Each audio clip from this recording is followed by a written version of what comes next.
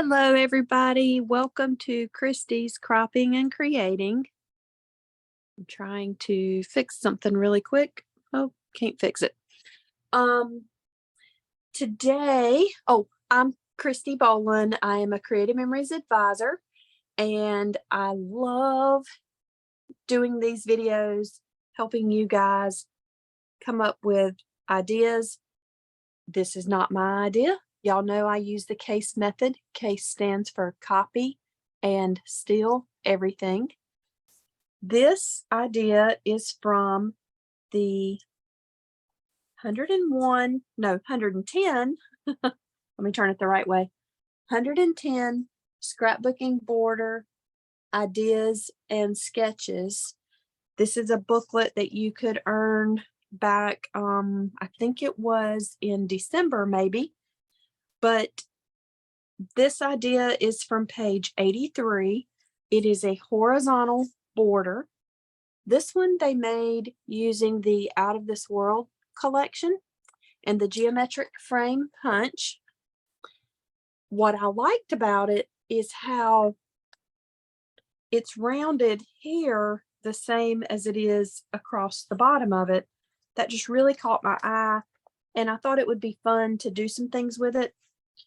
When I created my sample, I used the Fur Baby dog collection. If you look closely, you'll see the bones on the top layer. And the paper that I did the main border out of, it was a colorful stripe paper, and I wanted to fill in the holes with some color like they did here. And I wasn't sure if I was going to follow a specific pattern or not, but I did end up somewhat following a pattern, but I left some of the holes just with the white background. And today I'm going to use some different colors to fill in. I may fill in more color. Oh, look, up here I didn't fill in these triangles, but I did on the next one. So I kind of went like every other. I was leaving white sometimes on the ones that are more vertical and sometimes on the ones that were horizontal. So you can do it however you want. But it was a learning curve to figure out how do you punch so that you've got this where it's the way it's supposed to be. And I'm going to show you a sample that I messed up, and it's actually messed up in two ways, but just forget the second way. So I'll cover this up. So if you punch the wrong way, you'll end up with your end piece, this piece, looking like this instead of it connecting to the other piece the right way. So here I did it right. I punched my end piece, but because I had already done this one, it cut off this part. So I still kept it to give you the visual of how this is the right way. And what will really be funny is, even though I've done it a few times, if I end up doing it the wrong way to start with now, but hopefully I won't. So I did want to show you though that this would be the wrong way, and that was the way I thought I needed to do it to begin with, but I was wrong. So I think we can just dive in and get started. I'm going to be using Purple Ice Cardstock, this sheet from the Enchanted Princess collection. It's really pretty. It's got lots of colors in it, and the back is pink hearts. And then this is going to be my main base piece, the piece that I'm going to be punching from. And I will do it so that the rainbows, what's left of them, will be going the right direction. However, it will take out a lot of what that rainbow look is. And the back of this is just kind of a chevron pattern that a blue or a this purple ice would match. So purple ice is a suggested color in the suggested cardstock colors that go with this. So we'll see how this turns out.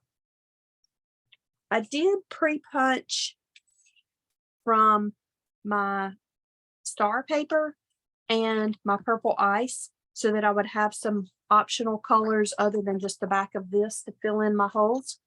And I also pre-cut a strip of white cardstock. You will not see this when you're finished, but if you are going to fill in the holes, you do have to put your border on something. Like, for instance, this would be my border. Hard to see. This would be my border, but I wouldn't have anything to glue the hole fillers into if I didn't put it on a piece of cardstock. And since we're not going to see it, I'm just going to use white cardstock, and then we'll trim it down once we get everything. This was what I used also with the fur baby dog. So where did the sample go? I can't find my sample now. Oh, here it is. So you see I used the holes from it to fill in with the tennis ball paper. So anyway, here we go. The first thing I'm going to do is trim with the punch my main paper. And I like to put a piece of cardboard down because it helps catch the trash, but it's just easier to wipe off the cardboard than it is to try to wipe off from my mat. And if you're working on one of those white plastic tables, it will static collects, and it's really, really, really hard to wipe off. So I didn't want to try that.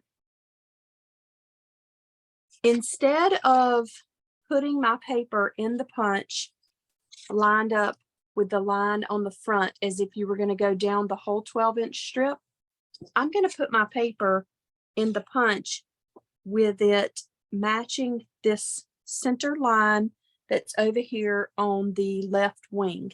Now I'm right-handed, so I'm going to be moving that direction. If you are left-handed and you want to start on the right wing, you certainly can do that. It's the same no matter which direction you're going. You just choose how you want to start. And again, because my border is going to be going across, I've got my rainbows in the punch also going across. If I needed it to go up and down, I would turn them sideways to start with. At least I think I would. I don't know, because it's not going to matter. Since I am doing a horizontal border, this should turn out the way that I want it to. So I'm going to do my first punch with this over here at this left wing on that little center space. I'm going to make a punch. And then what I thought I was going to do was then load it so that my paper would be even with that black line that's on the template face. It is not. I then turn it and put my little piece that was left over here on this side and punch. And I have it the way I need it. That's kind of psychedelic looking. This will be a leftover scrap square. You can save it or toss it. There is probably something you could do with that. So I wouldn't, well, y'all know I'm the collector of everything. And I am going to be saving my trash like this to help fill in the holes. So you can start, you can kind of empty your cardboard as you go, or you can wait and do it at the end. Just make sure that your punch is clear and you don't get any jams from having the pieces piled up underneath. So I'm going to go back to my punching along this edge, and I will put my punch, my first punched piece will go matching the template on my left wing, which is where I started. So I made that first punch. If I would have gone on down the paper, I don't know if the right word is successively, but then I could have gone ahead and moved this way, but I wanted to go ahead and do that end punch first. So that's why I didn't go to this punch next. But here is my first piece. It is matching with the template design, and I will punch, and I'm just going to keep moving down the line. Punch with it matching what is on the wings, the design, that the blue design that's on the wings.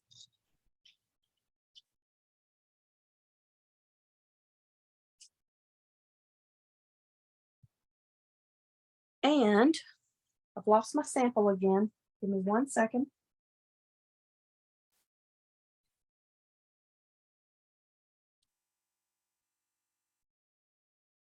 So you're going to have 1, 2, 3, 4, 5 going across the bottom of your horizontal sketch.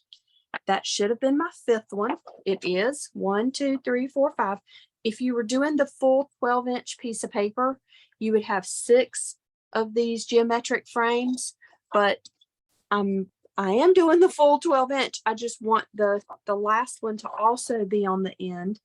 So now I'm going to load this back in here with my little piece that's left, that little square piece over here matched in that hole on the left wing. So my designs are facing this way. There's my little piece matching there in that hole. Punch. And I almost got it through. Technically that should have come undone, but it's okay, no big deal. Sometimes, you do have to trim off a little something. And there's my square piece left over from that side. And now I have my border ready to go, with the exception of trimming it off of my paper. So let me move these pieces again. Now these little arched pieces, I know I'm not going to use these, so I am going to throw those in the trash. It's really hard for me to throw things away, but I'm almost fairly certain I would not be using it. I know I'm not going to be using it on this design, and I probably wouldn't use it on any other future design. So I am just going to throw it away, and I'm going to put my little triangles up here in this pile. And then I've got the front side and the back side to help me with color.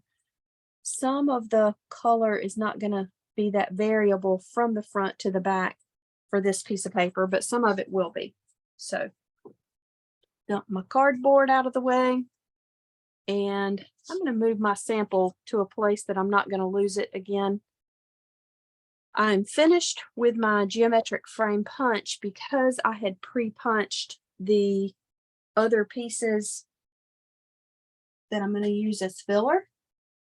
But if you need more, of course, you can certainly do that. And now I'm going to get my 12-inch trimmer, which is the most versatile tool ever. And I am going to put my punched design right on the cutting line. And remember, with your trimmer, up here tucked in the top, you've got this sight line that helps you see exactly where you're going to cut. You've also got one, oops, I was off camera. You've also got one down here in this base that tucks away, and it just gives you that fantastic extra little assurance that you're going to cut in the right place. But of course, I lined it up on my cut line that's going through there anyway. So I'm just going to trim this off. I guess I could have turned it the other way so that y'all could have seen what the actual measurement was, but I wanted to do it right through there. Now that I've got it trimmed, it is 2 and It goes to that mark, so that would be the 7/8, I think. No, it's actually more than that. No, that is. It's 2 7/8 is what it lines up with when you are, if you're wanting to measure it exact. But again, just line it up on the cut end. So this is what I have to start with. And it's going to go on this for me to be able to fill in the holes.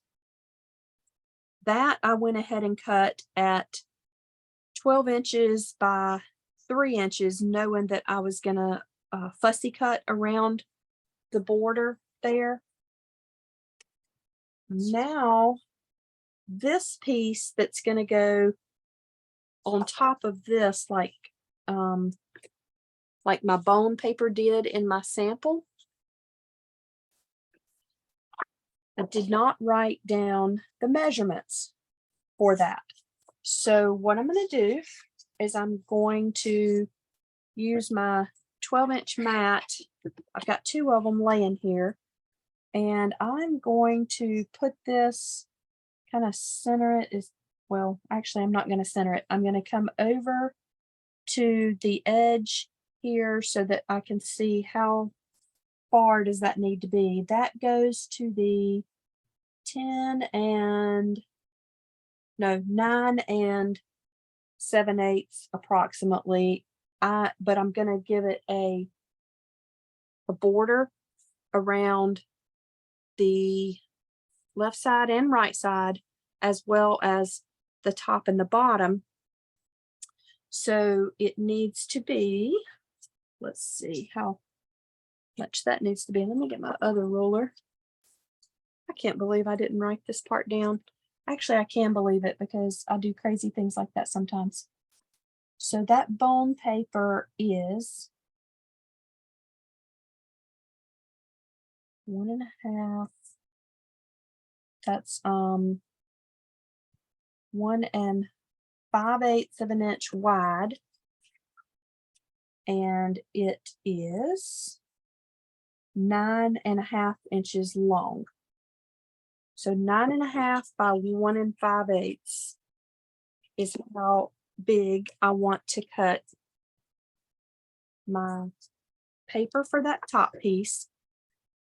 I'm going to go ahead and cut the 1 5/8, and then I will go back and trim the length. So my 1 5/8 is going to be 2 little click marks. Oh, I keep getting off camera. I keep forgetting that I need to make sure I'm on the camera. This is my little cheat sheet.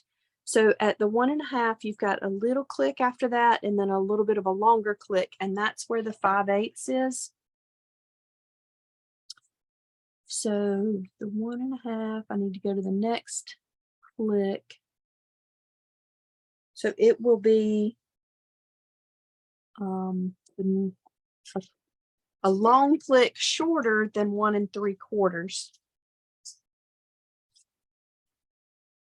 And then I believe I said 9.5 inches. So I'll go back this way and trim this down to 9.5. And it should be the right size once I trim this part. And we will certainly make sure. Now that, of course, is a nice size rectangle that can be saved for something. And then this is exactly what it needed to be. So it was 1 5/8 by 9.5 inches. And I'm going to, I guess I do want to turn it the right way. Oh man, look at that. I did make my rainbows upside down. Oh well, I'll do it going this way instead of the design going down. I'll have my design going up because I wasn't thinking when I trimmed my side sections which way it needed to go in the end. But at least I didn't do it so that the rainbows are on their sides, right? I do have them going the right way one direction, but not the other. Really, that was more my scallops than my other part. So I'm going to put my adhesive on this so that I can go ahead and stick it down. And then I will show you how we're going to fill in these holes. And honestly, I'm probably not going to completely finish it all the way to the end because you probably don't want to sit here and watch me fill in hole after hole after hole, because it's not hard, but it is maybe a tedious task. And you might not want to watch me fussy cut this entire thing either. But I am going to mount it to my background paper. I'm actually going to mount it either right or left justified. So I'll just have this little piece to cut here, and then I'll start trimming going that way. And then over here on this end, I'll cut the whole thing. That will save me a little bit of time. And as I'm doing the adhesive on the back of this, I really want to make sure I get the actual frame part of this good and adhered, because that will help me as I'm fussy cutting around the edges to get everything trimmed without a lot of trouble. And since I had that background piece of paper down, I went ahead and just did my adhesive all over it rather than going over to my silicone mat. So I wasn't doing it directly on my cutting mat that I would then have to clean. I'm not a fan of cleaning anything, so I don't want to mess up my custom cutting system mats. So here is where we are now. And like I said, I'm just going to go through here, fussy cut around this. You could actually even do this after you start filling in the holes that you want to be colorful, but I'm choosing to do it first, I guess. And actually, I will stop this after I cut my second scallop, or technically my third scallop, because I want to cut two going this horizontal direction. Right here where these scallops meet, it doesn't go as deep as you think it would. With this particular paper on this white background, it's really hard to tell where it stops because there's some white places in this paper, and I don't want to trim into my scallops. So be careful is what I'm trying to insinuate. And you might not get as close as you would like to get. I'm going to stop now. Like right here, I see a place I didn't get as close as I would have liked to, but you can always come back if it's bothering you, if something is showing more than it should. So when I stop recording, rather, not when the video's finished, but when I stop recording, I will, oh look, since I covered up the rainbows in the background, I can still use it going down instead of up, but I'm not, well, I don't know yet. I'll finish fussy cutting when I'm done with the video is what I'm saying, because I don't want y'all to have to watch me. All right, so I've got all of my various colors to choose from. My purple ice paper, this piece of paper I cut the border out of as well. And then I have the slithers from the purple ice, the little slivers from the star paper, and then I've got the actual paper that I punched the border out of. Here are the slivers, and here are my triangles. I have my index finger is hurt, in case y'all are wondering if I'm like holding my hand funny or something. So it is very sore and it's swollen. And so I'm having to be very gingerly with my index finger, but it is somewhat inhibiting my scrapbooking, but not that much. So I've got these choices to fill in my holes, and I did not pre-plan this in terms of, do I want to fill in my slivers with a certain color, or am I just going to like alternate everything? I'm considering alternating everything, but if I do, I wonder if it will end up looking like it's too much maybe. So I'm going to start. Obviously, I wouldn't be using the front side of the rainbow paper to fill in the hole, because if I did, then it's not going to be enough of a contrast in terms of the um, the front of the paper to the back of the paper. You know, it would look like it's not even punched out. So I'm not so sure I like the front of the star paper either, because it's so white that I don't know that I want to do that. I'm gonna kind of start doing this and then take a look at it on the camera to see if I think I like it or not. I'll stop with this one. Oh, and that's hard to see from that far away, so I'm gonna hold it up to the camera. I know there will be a shadow, so this would be if I were alternating. It's still a little bit hard to tell. I went purple ice and the pink from this, the back of the rainbow paper, then back to the purple ice, then the white from the star paper, back to the back of this purple. So that's how I was going to alternate. I think I'm going to like it better if I fill in these holes either with the pink or just the purple ice. Oh, you know what else I could do? I'm going to do one scallop with the pink filled in on the slivers, and then I'll do one scallop with the purple filled in on the slivers. That's what I'm going to do. So I'm going to alternate that way, and then I can alternate the triangles in a different way as well. So the next step I need to do to start putting these down is, I found that if I will just go and put my adhesive over these holes, then I can fill things in really fast. So this is what I'm going to do now, is I'm just going to start filling in my holes with my repositionable adhesive.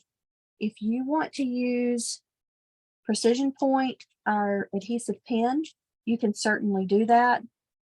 It would be a little bit more time consuming, not horribly, but at least a little bit.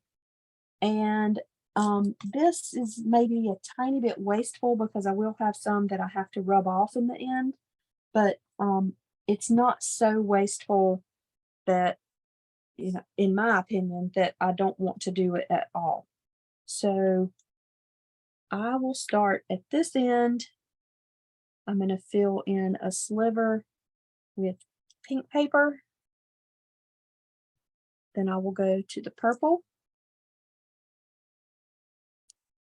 And once we determine how I'm going to do this pattern, I will stop the video, but you will still see everything completely finished in the end, because I will take a photo that you'll get to see it in the very end.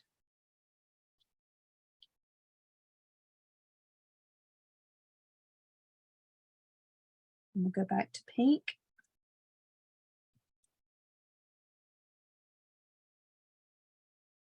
Back to purple. Well, after I do this one with pink, then I'll go back to purple.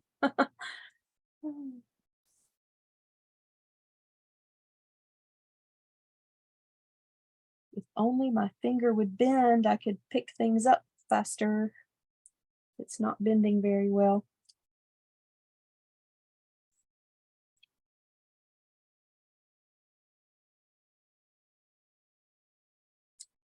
All right, so I have those four. The ends are filled in. Maybe if I change my lighting, you might can see it a little bit better. It's hard on the video to see the difference between the pink here and the purple here. Then there's pink, then there's purple. My triangles, I don't know. I do feel like I want to use the back side of my rainbow paper, and they did do a pattern, like they filled in all of these with the yellow, and then all of these with the turquoise, and then all of those with the orange. I think there's going to be an advantage to doing a pattern like that. I just don't know. That's kind of what I did here, because I did the tennis ball and the blue, and then I left some of them white, but I alternated which triangles I filled in with the tennis balls, which ones I left empty so that the white background showed through, and then I did the blue, the dark blue slivers all the way around. Oh, and I see too, here on the ends, I only did the two ends, those triangles, with dark blue paper. But and maybe that's what I can do here, is on these ends, fill it in with the back side of my rainbow paper.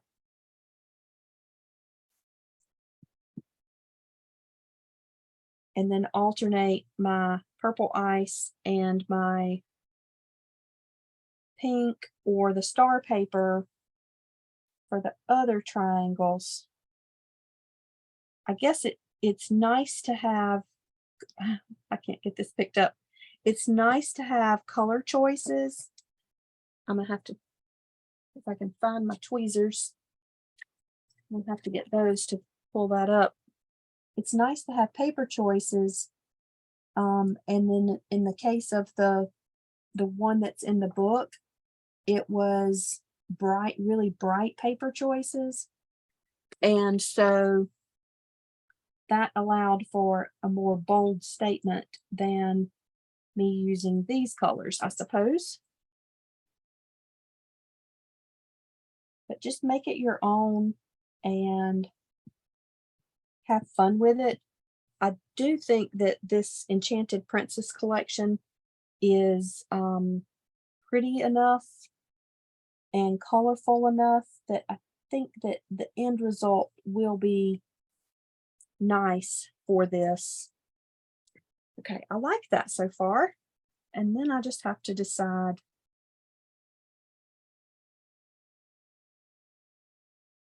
I'm gonna fill in my triangles with purple ice if I have the pink slivers. And I'm gonna fill in with pink triangles where I have the purple slivers. So that just came to me. I won't be using the white side with the stars of this paper. I will only be using the pink side. And then of course purple ice paper is always the same.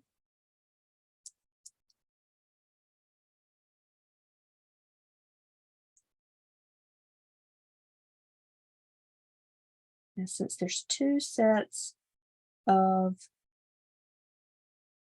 triangles for each geometric frame,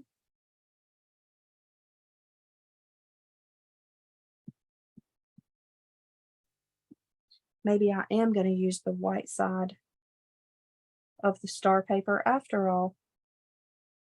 And I will see after we get these pieces down.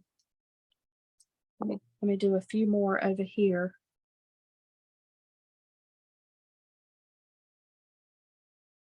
So that we can then decide.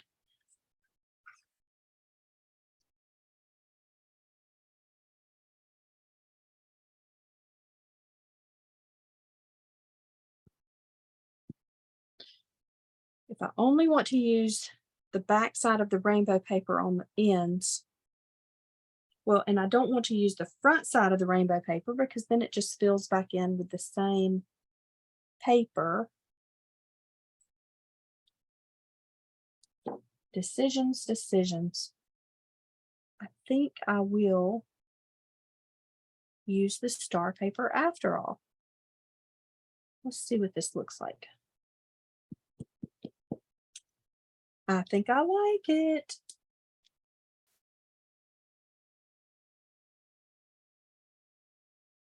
And then I need to see what I want to do on the opposite